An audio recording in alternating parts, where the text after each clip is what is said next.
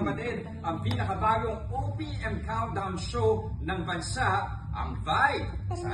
Diba? At ito nga, ang bubuksan natin, surprise natin. Ayan. Actually, nagawa din namin to sa Good Morning Kapatid. 10 ube pandesal yung laman noon.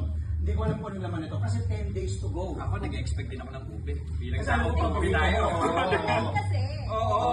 Pero tingnan natin. Okay. Ano, ready? In 3, 2, 1, go! go! Oy! Uy! O sige, mix. May pa-letter. Tapos kailangan basahin na, ipapakita natin yung Sige. letter. Ipakita muna natin yung letter. Pero meron din pa pastries. Oo nga. O, sino mo babasahin, Jess? O, game. Sige, go.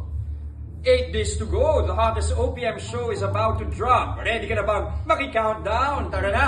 Vibe! At 8 days na nga lang po, ipapalabas ng Vibe sa TV5. Kaya naman meron tayong 8. Ano ba to? Walong, May ube! Ube leche plan. So may leche plan po sa taas, sa ilalim ay ube. So 8 ganito. Perfect. Oo. At alam ko mahilig ka. So, 4 ang iuwi ko. Sabi ko na nga ba. Panalo to. Ayan, mga Mamaya kapatid. natin. Panalo to, pero mas Oh. panalo ang Vibe. Oo naman, I'm sure full 8 days to force go. to nating mga kasama mga kapatid ang mga Vibe Jock natin na sina Ana Ramsey, Dylan Menor, Queen Ay Mercado, Kish Minamoto, Ryan Santiago, Paulo Angeles, Joao Constancia, at yung nakausap natin last Sunday, Jess, last week. Elijah Canlas. Si Max Max Anderson. Anderson. Oo. Bukod kay Elijah Canlas. Ayan. Pero ito mga kapatid vote your Kaya back. natin nakausap nila siya. Si Max Anderson yung nakausap natin pare. Baka nakausap mo si Elijah.